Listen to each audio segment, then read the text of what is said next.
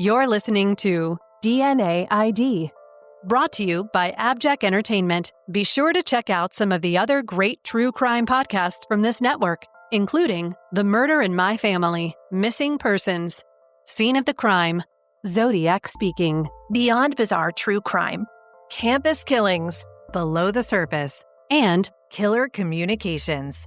All of these podcasts are available for you to binge on right now, wherever you listen to podcasts. Subscribe where you're listening to this podcast so you don't miss an episode.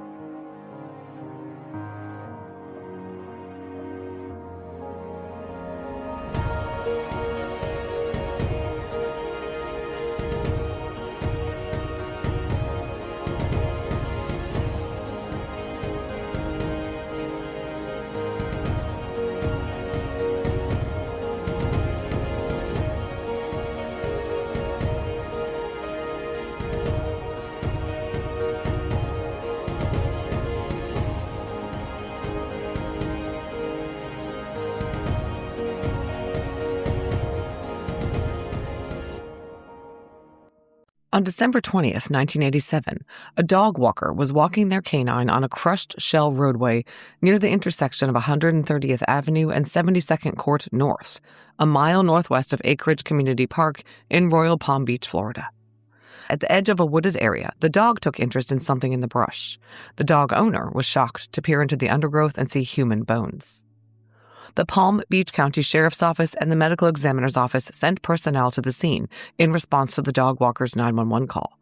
Sure enough, skeletal human remains lying in the brush 50 feet from the roadway were found and collected. Evidence at the scene was sparse. The body wore no clothing or jewelry, and there were no personal possessions lying nearby. It appeared that the body had lain there for quite some time, as much as 3 years. The Medical Examiner's Office conducted an autopsy on the remains and consulted an anthropologist. They learned that the doe was a white female in her 20s or 30s, 5'1" to 5'6" inches tall. She had no identifying marks or distinguishing features that could help give her a name, other than brown hair with gray streaks, a fractured right clavicle from an old injury, and that she possibly could have had a back injury or arthritis. I know you're wondering about the cause of death. Unfortunately, the medical examiner was unable to determine it. There were no tool marks or bullet marks on the bones. The medical examiner officially ruled the cause of death undetermined. Because it could not be determined whether Jane Doe's death was natural or not, because she was found nude with no personal items or identification, and because Jane Doe did not just perish nude in a stand of trees by accident, the case was treated as a homicide by the Palm Beach County Sheriff's Office.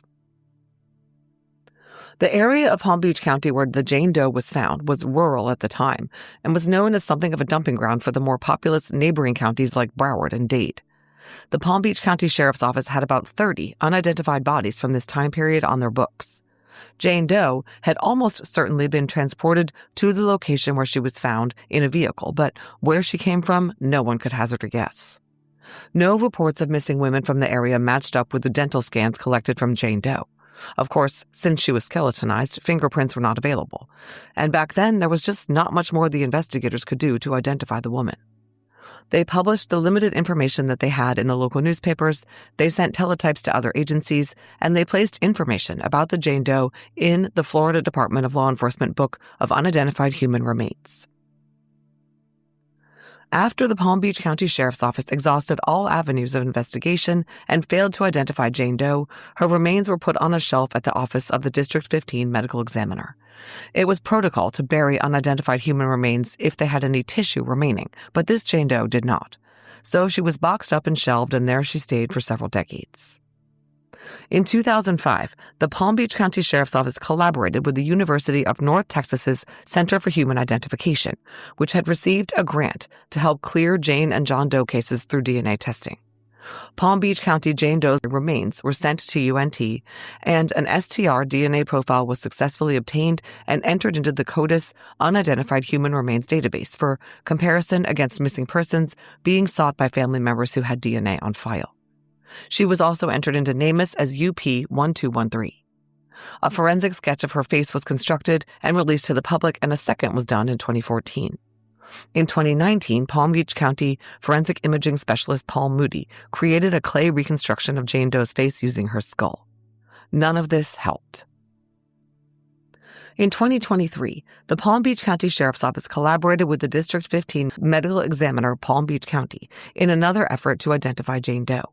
In order to fund submission of a physical sample from Jane Doe to Othram Labs, they used grant money from the Florida Department of Law Enforcement. Othram prepared a SNP profile for Jane Doe and initiated an IgG analysis by uploading her profile. Othram genealogists got to work. Unfortunately, I have no details on the IgG. I reached out to Othram for information but did not receive a response. Their public release says only that they generated leads and communicated those leads to the Palm Beach County investigators. After receiving Othram's report, the Palm Beach County Sheriff's Office contacted relatives of Jane Doe and were eventually able to obtain a confirmatory DNA sample from her daughter Jessica that identified her in February 2024 as missing person Patti Lisa Laguercio Rust. Patti Lisa Laguercio was born in New York on August 9, 1962, to biological mother Josephine Napoleoni. Josephine had other children and could not raise Patti, so she was adopted by Josephine's sister Elizabeth B. English and her husband Anthony Laguercio of Brooklyn. She was raised on Long Island with Elizabeth and Anthony Sr.'s sons Stephen and Anthony Jr., and Patti attended Oceanside High School.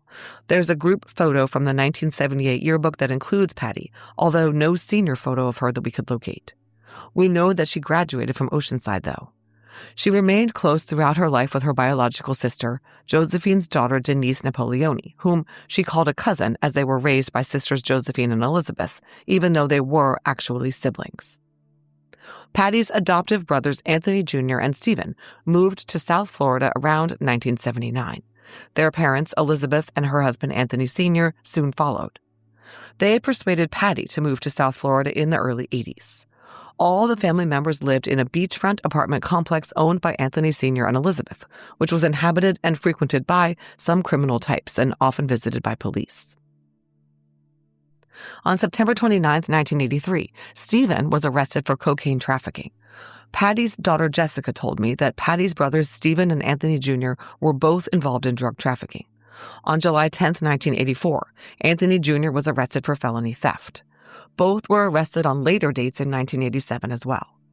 On various dates in 1988, Anthony Jr. was arrested and re-arrested for grand theft in the third degree. As for Patti, she married Kenneth Allen Rust on November 11, 1984 in Broward, Florida. Their daughter Jessica was born on May 17, 1985. A dissolution of marriage between Patti and Kenneth was filed on August 21, 1987, but it's unclear who filed it. Patti was last known to be living in Lauderdale-by-the-Sea in Broward County in 1987. Her unidentified remains were found December 20th of that year, 50 miles away in Royal Palm Beach in Palm Beach County. She was a Jane Doe there for nearly 4 decades. Many of Patti's family members passed away while she was unidentified. Her father of record, Anthony Laguercio Sr., died in 2003, and Patti was listed as a surviving family member in his obituary. Her mother of record, Elizabeth, died in 2007, but Patti was not listed in her obituary at all. After Patti was identified, investigators from the Palm Beach County Sheriff's Office located her husband, Kenneth Allen Rust, and interviewed him about how his wife ended up a Jane Doe in Palm Beach County in late 1987. After their marriage, Patti and Kenneth had moved from the Laguercio apartment complex around the corner to an apartment owned by Elizabeth's friend. The couple lived there with their daughter Jessica, and Kenneth traveled extensively for his work as an audio engineer. He told the modern investigators that his wife Patti was involved in drugs and had been to rehab at least once. He said when he got back from a work trip sometime in 1987, Patti was gone. He tried to find her but couldn't. He never saw her again. Kenneth said he did not file a missing persons report on Patti because he felt she had left on her own. Interestingly, Kenneth said that he had not been the one to file the divorce petition in August of 1987. He said that Patti's parents had been the ones to file it, which no one can verify but could possibly have been done as part of the custody proceedings involving little Jessica. It sounds as though Patti was missing before this divorce petition was filed. Investigators tried to reconstruct Patti's timeline. Patti and her daughter had a visit from her sister/cousin Denise on February 1, 1987. The last known photo of Patti was taken at this time. On March 30th was the last deposit receipt Patti recorded in her checkbook in the amount of $88.05. Apparently, money was tight for Patti and Kenneth, and they often scrambled to pay the bills and were sometimes overdrafted. Patti maintained the checkbook for the shared account. Investigators learned that the last check written out of Patti's checking account and documented in her check register was on April 15th of 1987. The check was for $45 written to Publix supermarket. Then, Patti failed to show up for her daughter's second birthday a month later on May 17th. This despite the fact that according to Denise and her daughter Jessica, Patti was a diligent and loving mother, doting on her daughter, taking her on outings, maintaining a baby book for her with regular entries, and enjoying being a stay-at-home mom. After Patti vanished, baby Jessica was taken in by the couple who had raised her mom Patti, Elizabeth and Anthony Sr. They filed an emergency petition for custody on February 19, 1988. They went on to file a child support case against Jessica's father, Kenneth Rust, in October of 1990. Detective William Springer of the Palm Beach County Sheriff's Office, who came out of retirement to work cold cases for that agency, even though he's now in his 80s, and whose amazing work you've heard me talk about in several episodes, has done some work on Patti's case. He recently spoke to Denise, Patti's sister, who was raised as her cousin and was very close with her. Contrary to what Kenneth Rust told investigators, Denise did not believe Patti had ever been involved in drugs or been to rehab. She was a stay-at-home mom, living in an apartment that was clean and neat, her daughter was well cared for, and there was no evidence of drug use or dependency. Jessica grew up with her family telling her and others that her mom Patti had left with friends or was an actress in California and she was going to come home. But she now knows that the couple who raised Patti, Elizabeth and Anthony Sr., really had no idea what happened to Patti. And she recalls that they expended significant time and resources looking for Patti at shelters and using psychics and so on. Little did they know that she had almost certainly been dead since spring 1987. Jessica Rust has been very open about the life-changing discovery that her mother had been identified. In February 2024, she posted a YouTube video titled Bringing My Mother Home, Grief and Gratitude. It talks about getting a phone call from the police asking her if she knew someone named Patti Lisa Rust. The video is very raw and honest and documents the roller coaster of emotions Jessica experienced as she saw her family tree documented by police, took a DNA test, and recognized that she had answers about what happened to her mom for the first time in her life. And she posted the following statement on Reddit and other places. Quote, "My name is Jessica Rust and I am the daughter of Patti Lisa Rust. What I know of my mother comes mostly through photos and the memories of others that I've collected through my life since she went missing in 1987 without a trace. That was until January 9th, 2024, when I got a call from the Nashville Metropolitan Police Department. Through the diligent efforts of the Palm Beach County Sheriff's Office and Othram's Forensic Genealogy, they were able, through genealogy reports, to match me as a possible relative of unidentified human remains found in Palm Beach, Florida in 1987. After submitting a DNA sample, the skeleton formerly dubbed Palm Beach County Jane Doe 1987 would be confirmed to be my mother." Throughout the late 80s and early 90s, we used so many outlier resources, up to and including bounty hunters and psychics, to attempt to locate her. Once the internet was established, I had only ever searched for her by name, social, and identifying information. It's racking me with all kinds of shame to have never thought about combing the Doe network. I'm trying not to dwell on the pain and remind myself of the new hope and closure this has brought me and my family. This was an answer I accepted most of my adult life. I would never find despite decades of searching. It seemed impossible after all this time. But if my life has taught me anything, it's that everything is possible. And while the conclusion is a devastating one, I remain grateful to all those who helped me finally put her and the questions to rest. As you can imagine, I have only just begun to grieve this news, but I wanted to start with gratitude. Thank you to everyone who has supported me and my family through this time. Thank you to all the detectives from past, present, future, and even those on the internet. I can't tell you enough what a light it was to see how many netizens took time out of their lives to attempt to crack these unsolved cases and submit tips. I'm so incredibly grateful and humbled by your hope, patience, and prayers. I urge those who are missing their loved ones to never give up hope and never stop advocating for those who are no longer here to do it for themselves. Palm Beach County Sheriff's Office cold case detectives are currently investigating Patti Lisa Rust's case as a homicide. There are a lot of unknowns, and they are seeking information from the public. Palm Beach County Cold Case Detective William Springer wants to hear from anyone who knew Patti or her husband Kenneth, or who might have any information about her case. Specifically, the time period between the date of Patti's last checkbook entry in April 1987 and when the divorce petition was entered in August of 87 is very undefined. Was Patti in rehab and battling a drug problem, as her husband said? According to her relatives, there is no evidence of that. Recent photos before her disappearance show a vibrant, healthy young mom who was just managing her home, her money, and her daughter's lives just fine. Her family also maintains that Patti would never have just left. She came from a very close-knit Italian family and had no resources to fund a life on her own. Also, as a devoted mother, she would not have missed her daughter's second birthday and stayed away during custody proceedings. It certainly does not seem likely to me that Patti abandoned her daughter, something Jessica grew up believing. Now that we know she'd been dumped an hour from home in Palm Beach County by someone who stripped her of all identification, her clothing and her rings, and any other identifying items, it suggests that she was killed by someone who did not want to be connected to her. If she had just overdosed, it seems unlikely that someone would have gone to all that effort.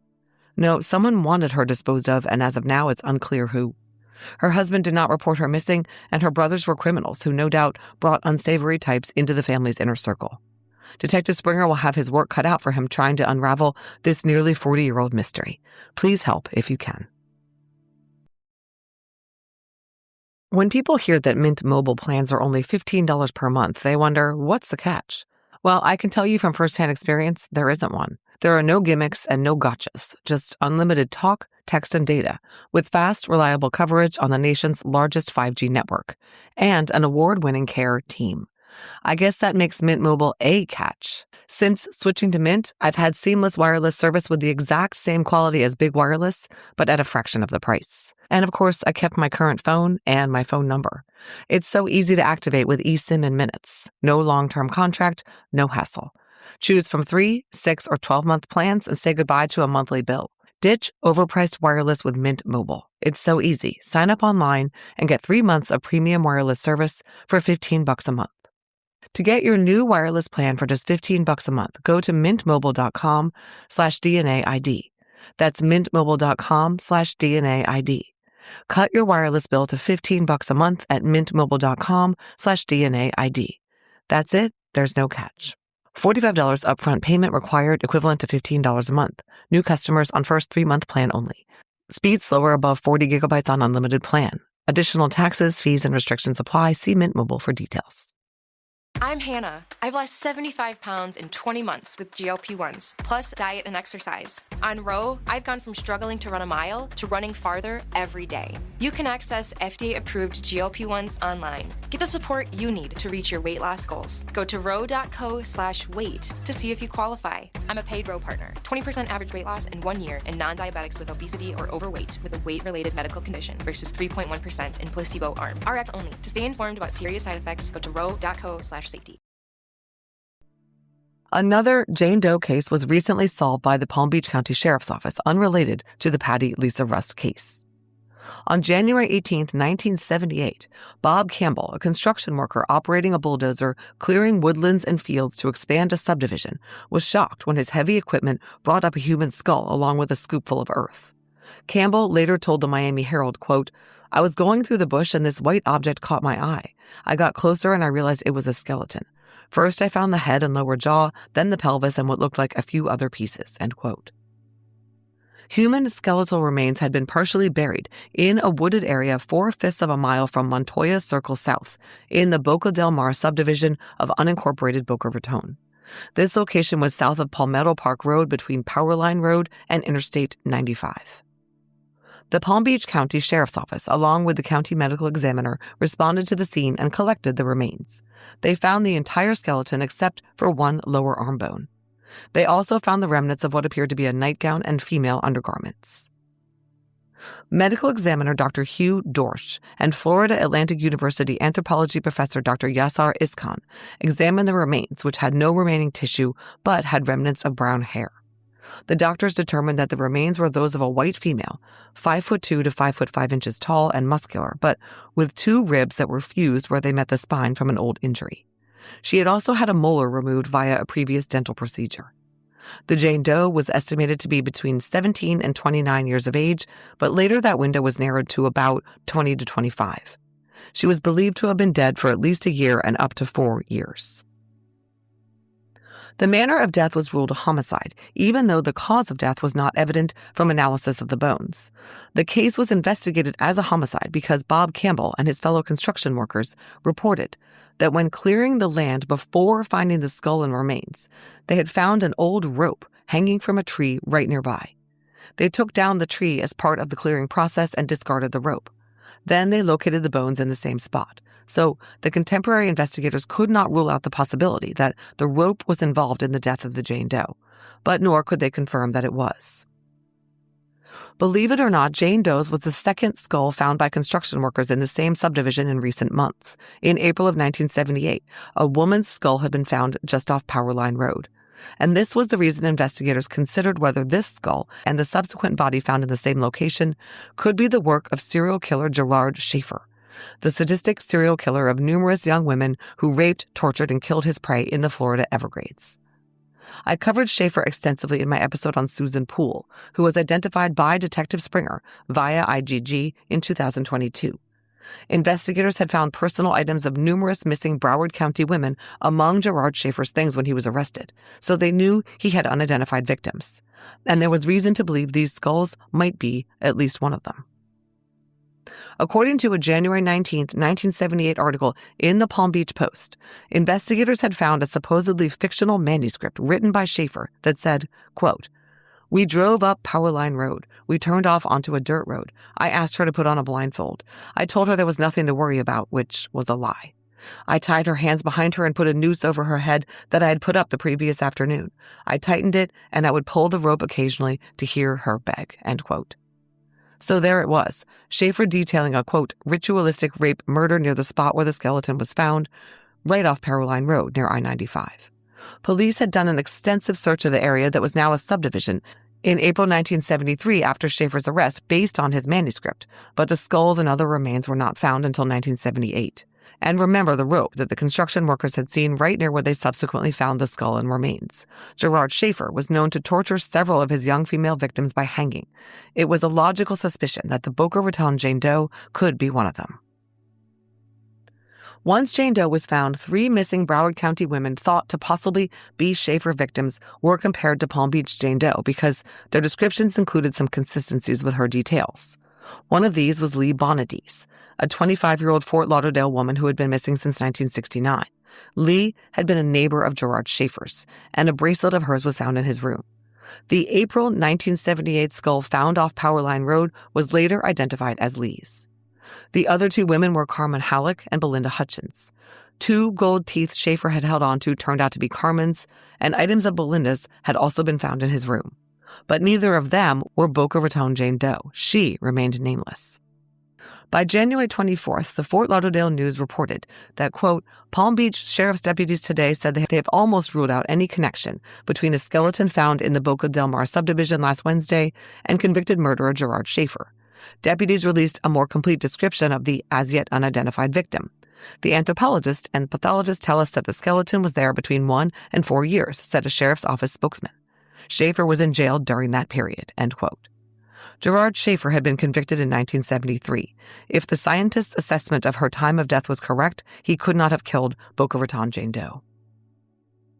After all the dust settled and investigative efforts failed to identify Jane Doe, her case went dormant. She was boxed up and put on a shelf and stayed there for decades before her case was revisited. She was entered into NamUs as UP772, but no matches were ever made between her details and a known missing woman. Reopening the case in 2024, the Palm Beach County Sheriff's Office sent Jane Doe's bones to Othram in July of that year to see if they could obtain a SNP profile. Extraction and sequencing was successful, but again, I have no details on the IgG. In August of 2025, Othram provided the Palm Beach cold case detectives with names of living persons they believed were closely related to Jane Doe. In September of 2025, Detective Springer traveled to Virginia to collect a reference sample from a suspected male relative of Jane Doe. This man willingly cooperated and reported that there had been a missing woman in his family, but she'd returned. But then another relative, that man's aunt, said the missing woman had not, in fact, returned. Her name was Patsy, and she was missing. Detective Springer, meanwhile, obtained a consensual reference sample from another relative in South Carolina, and then finally from a woman in West Virginia who proved to be a sister of Boca Raton Jane Doe. On December 2, 2025, Jane Doe was identified as Patricia Ann Falls Ritchie of Harrisonburg, Virginia, known as Patsy. Patsy Ann Falls was born on December 3, 1953, to Lydia Virginia Johnson and Roy Lee Falls Sr. of Rockingham County, Virginia. Her older brother, Roy Lee Falls Jr., tragically passed away in 1958 in a drowning accident. Patsy attended Broadway High School, and on September 24, 1971, at age just 17, she married 24-year-old Donnie Wayne Ritchie. We know next to nothing about Patsy Ritchie's life after this time. Detective Springer interviewed her sister, who said that they grew up with an alcoholic father and were shuttled around between other relatives, and that Patsy's husband, Donnie, whom she married as a teen, was abusive.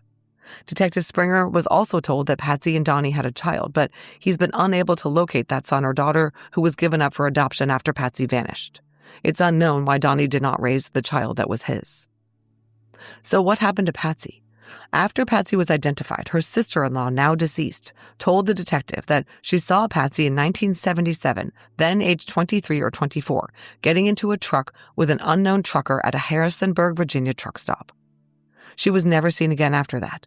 She was still married when that final sighting occurred, but a divorce appears to have been granted on June 9, 1977. No one knows where Patsy was, where she went, or whom she was with during the time between this 1977 sighting on an unknown date and when she turned up dead in January 1978 in Boca Raton, Florida. Her parents are both deceased, and her former husband Donnie passed away in 2013 after a lifelong career as a roofer. Detective Springer told me her husband is an unlikely suspect in whatever happened to Patsy, since he had no known connection to Florida and no one in the family recalled him traveling there. And now they know for a fact that Gerard Schaefer did not kill Patsy. He was in prison when she was last seen alive. Someone else dumped her in the same general area as Schaefer's victim Lee Bonadies, right off I-95 in Boca Raton. Detective Springer and I discussed the idea that a serial killer trucker killed Patsy, and of course that remains a distinct possibility given where she was dumped and that she was last seen getting into a truck. But Detective Springer tells me Patsy's body location was separated from the interstate by a fence, making it less likely that she was quickly dumped from a big rig. And she was in her nightclothes, assuming that the nightgown found was something she was wearing. It seems maybe she was killed by someone who had access to her when she was dressed for bed. Now, Palm Beach County authorities are offering a $3,000 reward for information. They're asking for anyone who may have known or encountered Patsy Falls Ritchie in the years before her death to get in touch, either by calling Crime Stoppers at 1-800-458-TIPS or Cold Case Investigator Detective William Springer at 561-688-4013. I asked Detective Springer whether it was just continual frustration and disappointment to work these cold case homicides and never find resolution. He had a much more positive take. He told me that he derives satisfaction from ensuring that these does are identified and returned to their families. It's important for the families to know their loved ones didn't willingly abandon them. Think of the impact the identification of Patty Rust had on her daughter Jessica, who had always felt her mother just left her. And in Patsy Ritchie's case, Detective Springer tells me that her sister was very happy to know what happened to Patsy. That means something. If you haven't already, please consider testing your DNA and uploading it to one of the open-source DNA databases accessible by law enforcement and opting in. You can make a difference.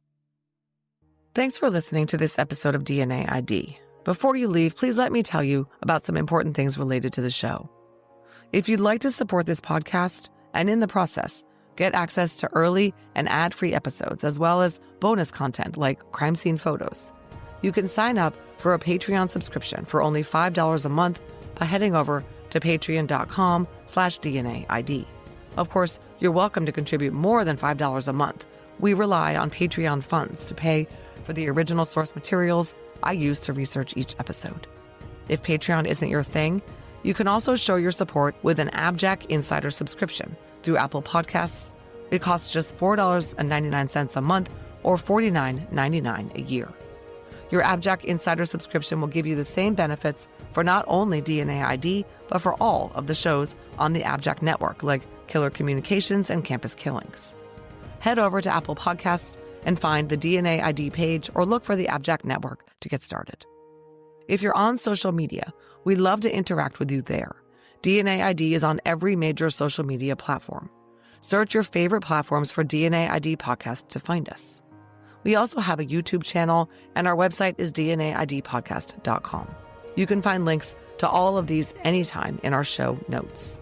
If you need to reach the show, contact us by emailing dnaidpodcast@gmail.com. Finally, if you want to pick up some fun DNA ID merch and represent the show, visit the store at www.customizedgirl.com/s/DNA ID podcast. DNA ID is researched, written, and hosted by me, Jessica Betancourt. It's produced by me and Mike Morford of AbJack Entertainment. Music by Connor Betancourt. Aprovecha los DeWalt Deals en Lowe's. Obtén gratis una herramienta DeWalt Selecta de 20 voltios max al comprar un kit de batería de 5 amperios hora y 20 voltios max selecto. Además, lleva gratis una batería adicional DeWalt de 20 voltios y 8 amperios hora al comprar una sierra ingletadora compuesta DeWalt de doble bisel de 10 pulgadas y 20 voltios max. Nuestra mejor selección está aquí en Lowe's. Válido hasta 6/24 hasta agotar existencia. Selección varía por lugar.